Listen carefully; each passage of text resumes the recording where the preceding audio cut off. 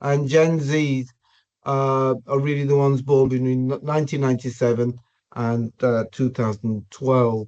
Um, so they're most likely to be our students at this moment. And who are they? They're shaped by how they've grown up. There's all this thing about climate doom, pandemic lockdowns. They've learned through that, the economic collapse. They're actually, but they're the first generation to be have digital access throughout their life. And certainly in some parts of the world, they're the fastest growing generation. Certainly in Uzbekistan, where I have an academic role, they're certainly quite large. So, what are the commonalities? They're extremely online. I think there's somebody coming in. Joyce, will you be able to admit people in? Okay. Yeah, they're 6 hours or more on their phones every day. I know when I was young and I was naughty, I was sent to my bedroom and I couldn't do anything. Nowadays, you send them to bedroom and they're even more active. Um, and they turn on the internet for any sort of information. They cure themselves online. Um, TikTok is one of their commonest application, and they are actually very active with regard to idealism, etc., particularly around climate change and sustainability. When we compare them, say, to um, the millennials have adapted to tech. Um, they, should we say, with regards to work, millennials have climbed the corporate ladders, whereas the Gen Zs have almost developed their working mainly remotely as well. Um, and yes, there are some difference in humor as well. Um, the Gen Zs are the most open and yet struggling generation when it comes to mental health. Um, oops, sorry. The McKinsey survey showed that the least positive outlook and the highest prevalence of mental illness of any generation, actually. There's pessimism fueled by world events, and not surprisingly, there are some thought-provoking world events. There is things about climate anxiety. There's an aging population, and hence decreased economic opportunity. And in fact, due to the various housing shortages, they're the ones often living with their parents till they're quite old. And again, if we look at mental health differences between Generation X and Generation Z, Generation X says, "Well, tough it out. We did it." Whereas Gen Z are open to therapy with high anxiety. Gen X, on the whole, avoid use avoidance as their coping strategies, while uh, Gen Z are often on TikTok therapy. Um, and yes, and there are different differences there. Now, what Gen Z dislike in education is long passive learning, which is a bit what I'm doing at the moment, aren't I? Text-heavy materials, one size fits all, and slow feedback loops. They like instant feedback because actually they are digital natives. They they can multitask. Actually, they juggle multiple tasks. Second nature to them. They're filtering out material for constantly so they can focus what's important to them. They're often visual. They're processing information through infographics, videos, interactive simulations, and oh, sorry, I think again. Here we go. They're often active and collaborative learners. Their passive learning's out, collaboration's in. They learn best by discussing, doing, and working together. And they're growing up with digital info at their fingertips. They analyze, they evaluate, they synthesize information from various sources.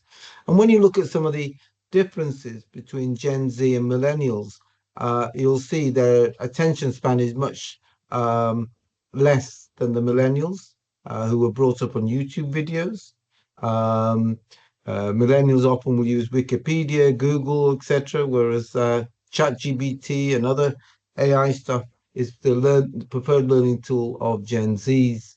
Um, and they want instant feedback. And that's one of the reasons I'm also developing a consultation tool called CliniTalk, that gives feedback on their consultation analysis within 60 seconds of them doing it.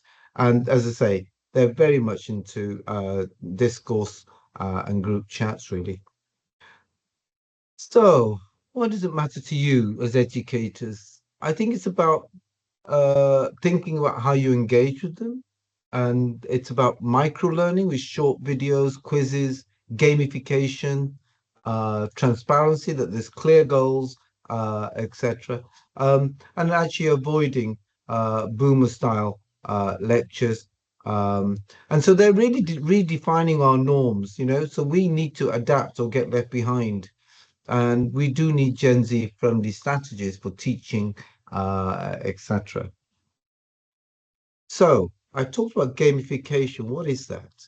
Gamification in education refers to the application of game design elements like points, badges, leaderboards, that sort of stuff, but in a non-game context, so such as classrooms, really to increase student engagement, motivation, and learning.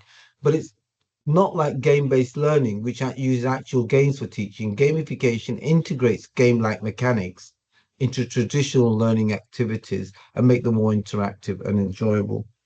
Uh, my daughter has been brought up speaking Russian and English, but that's not enough for her. She's now learning Japanese and Chinese. And what does she do? She uses Duolingo, which is an app that gives rewards and shows where you're going. So really, it does work. It does boost motivation. It sort of rewards and progress is tracking, which encourages persistence. It enhances engagement, i.e., making learning more interactive and fun. It encourages collaboration, improves retention. Active participation leads to better memory retention, and it helps to personalize their learning. And actually, gamification only works if you make learning fun, if you improve motivation, if you're using reward systems, if you're making use of any suitable narratives. Feedback is particularly important, and instant feedback is, I think, we need to be thinking about. Um, and the technology does allow repetition and healthy competition, but also collaboration. I think there are challenges in that there may be an overemphasis on rewards that may reduce the intrinsic motivation. Um, Competitive stress is another issue where leaderboards can demotivate struggling students.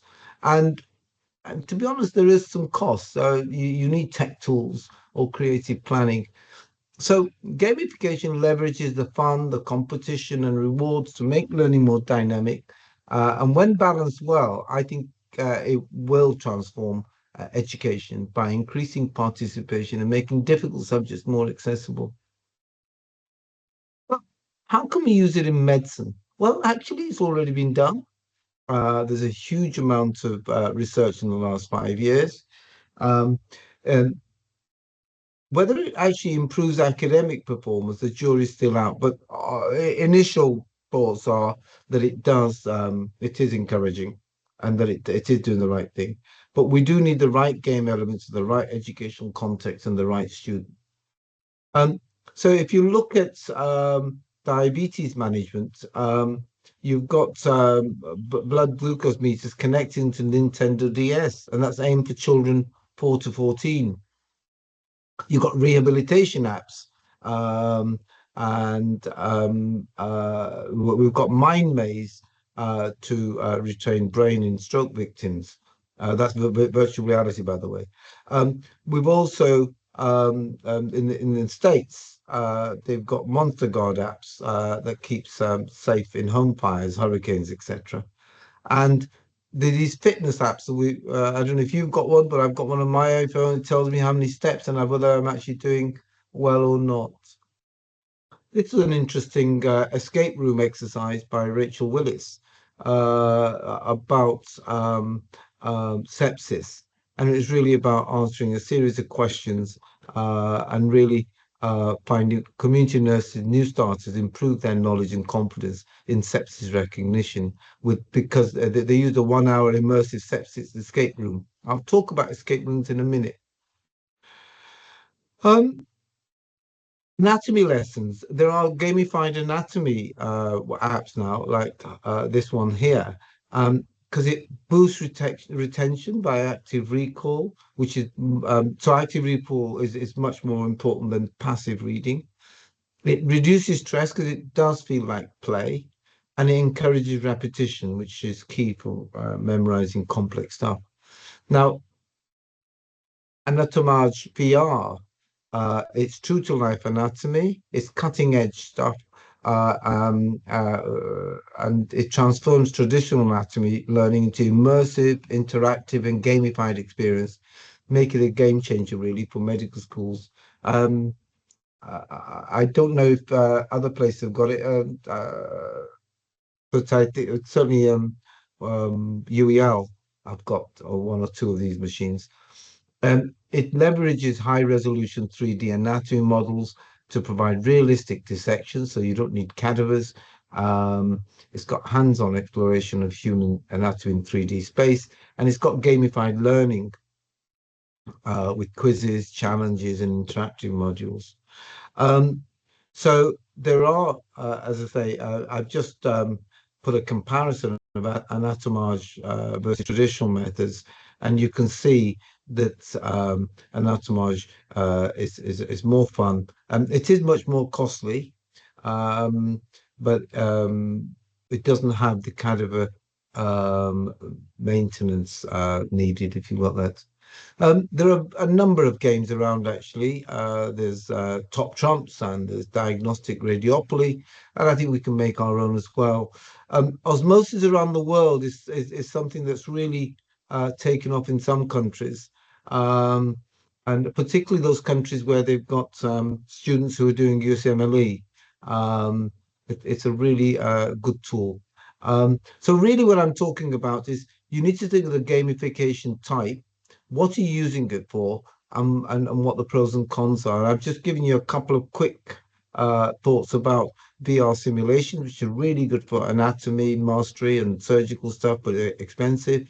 Escape rooms are really good, and but you can actually write lesson plans for escape rooms anyway, so that's easier.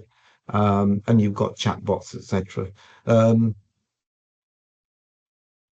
So there are games that you can have. There's Jenga, which is like little pieces that you build towers with drug names, etc. There's Taboo, which is actually describing conditions without using jargon, and there's something called Wavelength.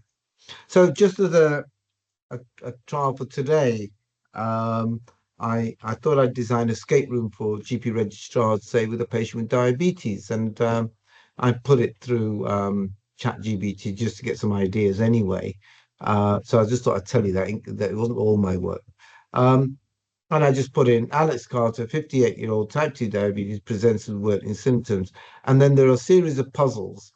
And if they can do that within a certain amount of time, they can escape the scenario. And then you defining the learning objectives, which were about key principles in management, including medication and lifestyle modification, identify and address complications such as hypoglycemia, hyperglycemia, and foot infections, and improve clinical reasoning and teamwork skills. So station one could be, what are the symptoms that suggest poorly controlled diabetes? And you can define what the numbers are, how many answers you need. And then you can ask about how additional could you ask to assess the medical adherence. So you might say at least two questions. And if we're happy, the facilitator gives them an envelope, and that envelope gives a glucose level.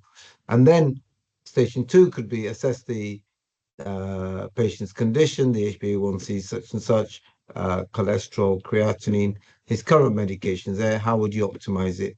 And if he's happy with the response, hands an envelope, and it's 3 months later, and the HbA1c is now 58. You can use puzzles, crosswords, and as I say, this was something I made earlier, just to get some crosswords in about certain knowledge conditions.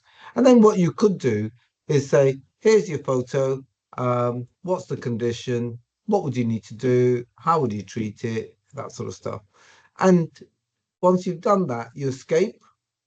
And then in the escape, you review some key learning points about medication titration and adjustments in diabetes management, timely recognition and treatment of complications, and thinking about teamwork and clinical reasoning. And whatever you teach, they don't learn unless they reflect.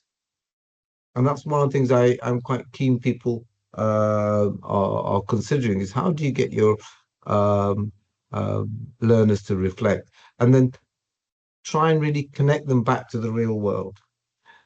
Okay.